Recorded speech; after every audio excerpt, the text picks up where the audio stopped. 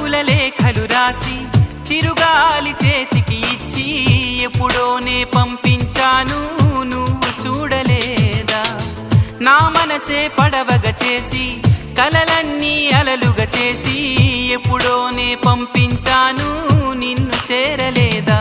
చెప్పాలని అనిపిస్తున్నా నా ఎదుటే నువ్వు కూర్చున్నా మనసులోన మాట నీకు చెప్పలేకపోతున్నా.